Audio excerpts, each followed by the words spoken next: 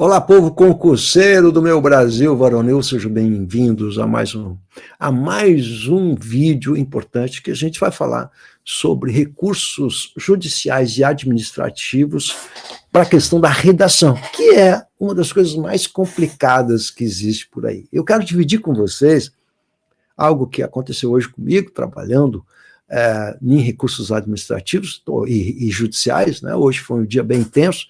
Segunda-feira geralmente é um dia mais intenso, mas aconteceram alguns casos aqui da Defensoria Pública de Rondônia. Eu quero pegar uma provinha da Defensoria Pública de Rondônia e quero mostrar para vocês os problemas que a gente enfrenta com os enunciados e os problemas dos enunciados mal feitos, exatamente, que geram problemas porque o candidato responde uma coisa, mas o padrão da banca pede outra coisa. E aí eu quero que você pergunte para o advogado, seu advogado, seu amigo, se isso é aquilo que os advogados costumam chamar de irregularidade, né? Então, vamos ver se isso é uma irregularidade? Então acompanhe meu raciocínio aqui que eu quero mostrar para vocês. Gente, eu estou há tanto tempo trabalhando com isso, quer dizer, uma das dificuldades é, para você ter, eu vou explicar de outra maneira, pera lá. Tinha um grande amigo meu, professor da Universidade Federal do Rio Grande do Sul, e um dos caras que implementou toda uma mudança no vestibular da redação da Universidade do Rio Grande do Sul, e eu me lembro que na oportunidade eu entrevistei esse professor para um jornal, e estava discutindo com ele justamente as questões de vestibular, de redação em vestibular, e ele me disse uma frase que eu jamais vou esquecer, que ele disse assim, olha, para uma pergunta mal feita, uma resposta mal feita, uma resposta ruim. O que ele quer dizer com isso? Algo bem simples. Para você poder ter uma redação bem construída pelo aluno, a sua pergunta precisa ser clara e objetiva e bem feita, bem estruturada. Então, se a pergunta ela não é bem feita, a resposta também não vai ser legal. Isso parece tão simples, né?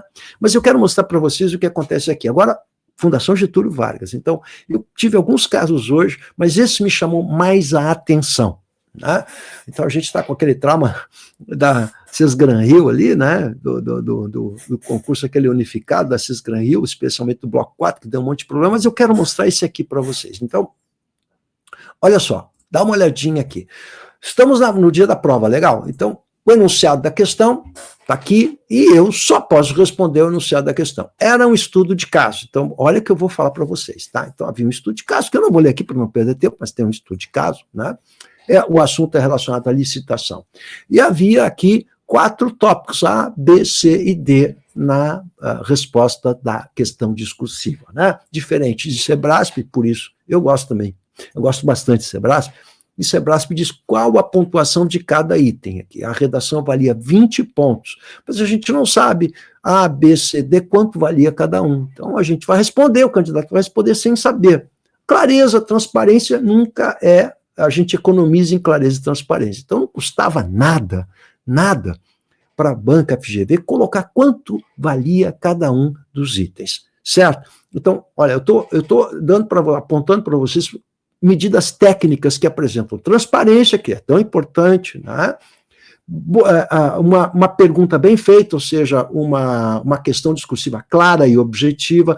Onde consta isso, gente? Onde que a gente busca na jurisprudência do STF, lá, né, que fala que o STF não pode substituir a banca, né, por causa do princípio da discricionariedade? Isso entra na discricionariedade ou não? Vejamos aqui. Eu vou pegar só um deles aqui para mostrar para vocês, tá? Você que está estudando aí nesses aspectos de licitação, me ajuda aqui. Vamos lá.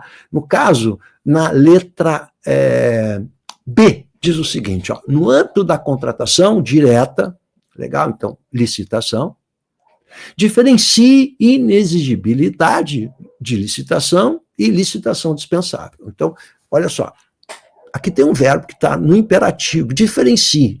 Ele está pedindo para diferenciar uma coisa da outra. Então, você pode me ajudar? Vamos lá. O que seria a inexigibilidade de licitação diferenciando de licitação dispensável? Dispensável qual seria? Calamidade pública, o exemplo mais simples que você deve estar aí lembrando, né? No caso de calamidade pública, é dispensável dada a urgência, etc, etc. Então, um exemplo. Então, um caso de calamidade, quando há uma urgência, calamidade pública é diferente do primeiro caso, a inexigibilidade. Por quê? Porque essa é dada a singularidade da licitação, porque só tem um fornecedor, porque, por exemplo, é um show que você vai contratar e aquele show que vai ser contratado só é daquele cantor, não existe um paralelo para você poder, é singular. Então, são dois casos diferentes, e aí eu mostro a diferença. Bom, quando a gente vai para a régua, agora presta atenção que eu vou falar aqui, olha a régua apresenta o seguinte: nas hipóteses de dispensa de licitação, a licitação é viável, mas o legislador elencou, isso aqui é o padrão, né? Elencou determinadas situações em que a licitação pode ser afastada por atender ao interesse público, ok, né? De forma mais célere e eficiente. A dispensa de licitação possui duas características principais: taxativo, discricionariedade, só um pouquinho. A inexigibilidade de licitação pressupõe viabilidade de competição, legal. Agora vem as características principais: rol legal, exemplificativo e vinculação do administrador. Atenta bem, eu vou voltar para o enunciado da questão. O que é o enunciado da questão está dizendo? Aqui, diferenciar. Claro, uma coisa diferente da outra, ela vai acontecer numa situação e a segunda coisa vai acontecer em outra situação. O que eles estão pedindo aqui é, além da diferenciação, as características de cada um, mas isso que está no padrão não estava no enunciado da questão. E o candidato que não respondeu dessa maneira, não ganhou a nota cheia, que valia 5 pontos esse item, né? Então, no caso que eu atendi hoje, o candidato recebeu 3,5 pontos, ou seja, teve 1,5 ponto subtraído, e esse 1,5 ponto vai fazer toda a diferença, porque a redação valia 20 pontos, vai fazer toda a diferença no processo seletivo desse candidato, na sua classificação. Você viu claramente aqui, ou seja, há uma questão de enunciado. Se você queria, ou se você quisesse, se o enunciador da questão quisesse que o candidato discorresse a respeito da diferenciação e da caracterização, o enunciado da questão deveria trazer o quê? Diferencie e caracterize cada um deles.